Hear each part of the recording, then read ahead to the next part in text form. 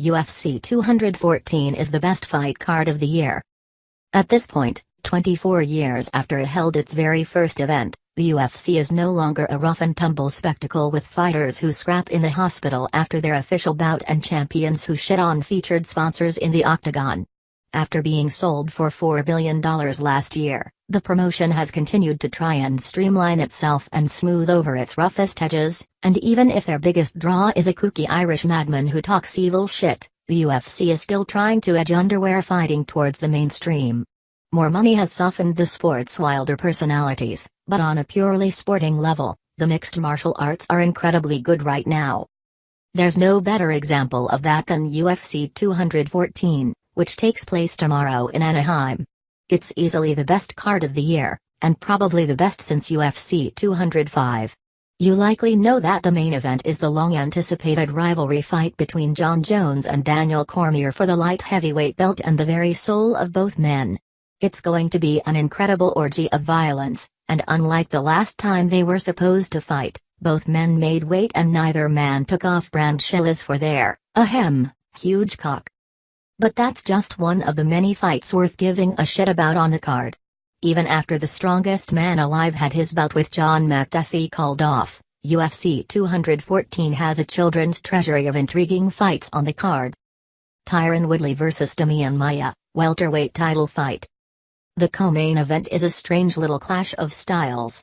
Maia is 39 years old, has fought most people worth fighting at welterweight and middleweight over the last 8 years, and is one of the last true Jiu-Jitsu specialists remaining in the UFC. He'll bob his head and catch dudes with the occasional combination, but his game is all about grappling and turning himself into the most annoying possible backpack of an opponent. When he fought Jorge Masvidal at UFC 211, each round went sort of the same. The striker would try and land as much as possible before Maia inevitably pounced on Masvidal and squeezed him like an anaconda as Masvidal tried in vain to escape. Maia didn't get the finish, but he drained his opponent's ability to fight back. The difference between Woodley and someone like Masvidal is that Woodley is liable to knock Maia's head off with a big right hand anytime the Brazilian tries to shoot a takedown. The welterweight champ won the belt by making Robbie Lawler see stars. And while he's a perfectly fine wrestler, he's not going to out-grapple Maia. His tendency to back up against the fence helps him set up his favorite punch combo, but Maia is deadly against the edge of the cage, so Woodley might not even want to try to set one of those up. If Woodley keeps the fight off the fence and lands the right a few times, Maia is probably fucked. If the fight goes longer than 3 rounds, Maia might also be fucked. Woodley is the favorite, rightly so. And seeing as how he's already 35, he wants to leverage his championship belt into a money fight or two before he hangs his gloves up. It's not that he doesn't respect Maia, exactly, he just sees himself in a different stratosphere. That'll go out the window if Maia can grab his legs and squeeze his head off, and watching him try to get close enough to do so will be entertaining as hell. Woodley is not invincible, and there's nothing as frustrating as fighting against a jiu-jitsu master. Cris Cyborg vs Tanya Evinger, women's featherweight title fight. Evinger is the former Invicta bantamweight champ with a 19-5 record heading into her UFC debut. She's good. However, the point of this fight is to see Cyborg wreck shit. She's won 17 straight fights and the last 11 have been knockouts. I'm counting a TKO win that was later overturned after she popped a positive here. She's so terrifying to fight that Germaine de Randamie gave up her belt to avoid facing her. Can Evinger counter Cyborg's relentless, violent pursuit of a 12th knockout? I doubt it. Lot of good punches to be had in this fight. Robbie Lawler vs Donald Cowboy Cerrone, welterweight. Robbie Lawler has been fighting in the UFC since the Mesozoic era and yet he's somehow never fought against fellow lifer Cowboy Cerrone, despite the UFC trying to make the fight 3 times and despite Cerrone having gone through years-long stretches where he fought every 3 weeks or so. Lawler is as liable as anyone in the company to give fans a gory splatterfest, and his 5-round war against Rory MacDonald is about as good and brutal as a MMA fight can possibly be. The most nauseating part of this nauseating sport is when a fighter is broken and clearly hurt and yet keep pushing into the fray for more. Few fighters throw themselves towards danger as lustily as Lawler does, even though he's been doing this for 16 years. Neither man has the chin they once did, but this is a pure action fight. Cerrone is a world-class troll and a crowd pleaser who will do cool kicks, try to keep Lawler at range, and could pull off some grappling moves much more sophisticated than you might think. A guy who both is and is pretty interested in convincing you he is a brawler out of some back alley is capable of. Lawler, while he's become a far more technically refined striker over the years, is essentially a caveman. Simply put, they will give you what you want. This doesn't feel like a fight that will go the distance, and given the probable density of strikes, that'll be just fine.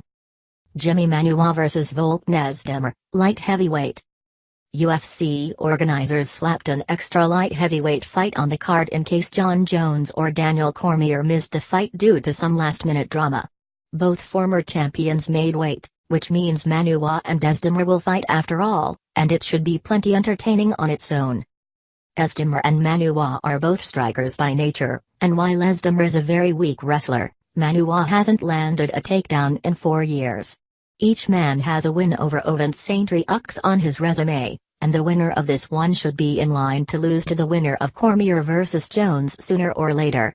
Esdemir only has 2 fights in the UFC, but he's a dangerous kickboxer with knockout power. The last time Manuwa fought, he delivered this tremendous one-punch knockout.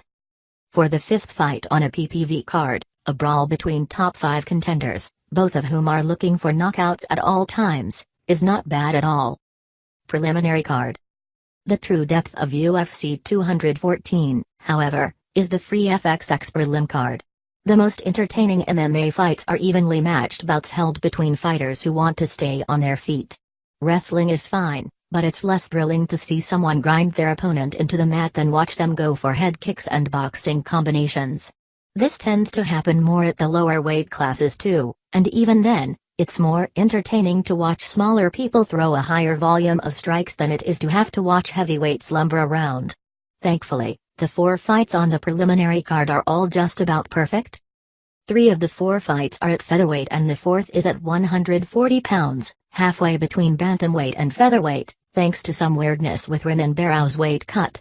Barrow is the former bantamweight champ who is fighting up 5 pounds because the California State Athletic Commission won't license him at 135 pounds due to a nasty weight cut back in 2014, where he cut too much weight and was hospitalized after woozily smashing his head on a bathtub. He used to be an unrelenting pressure fighter, although he's slowed down a bit over the past few years. Sterling has only fought above 135 pounds once, but he's no joke. He'll try and rest Barrow to the mat, which he'll probably have some trouble with, since Barrow has never been taken down in his UFC career and he throws hard in the pocket. Still, if Sterling can get the win, it'd be the biggest of his career. As for the featherweights, Andre Fili and Calvin Kattar, who are both big for the weight class, kick things off before Brian Ortega and Renato Moicano square off. Both Moicano and Ortega are top 10 featherweights, both are still young, and, most critically, both are undefeated. Moicano is probably the better fighter and definitely the better wrestler, although Ortega has scored a pair late knockouts in his UFC career. Whichever fighter wins is probably going to earn a fight against one of the bigger names in the division. Speaking of those bigger names in the division, the final fight of the FXX card sees Ricardo Lamas take on surging contender Jason Hick Diaz Knight. Lamas is wily and tough, and he'll pounce on any openings that Knight gives him. Knight will not be shy about mixing it up, and he's earned his nickname by taking shots and chattering at his opponents in the cage while they smack him around. He does not appear to give a fuck, and this is a fight where both men will knock the stuffing out of each other. This fight's free, but it could easily be on the main card. In fact, any of these 4 fights would be a worthy early fight on a PPV card, which is wild considering how delectable the main 5 fights will be. With 3 of them potentially slated for 5 rounds, this could be one of the longer events as well. If you buy one UFC card this year, make it this one. It won't get any better.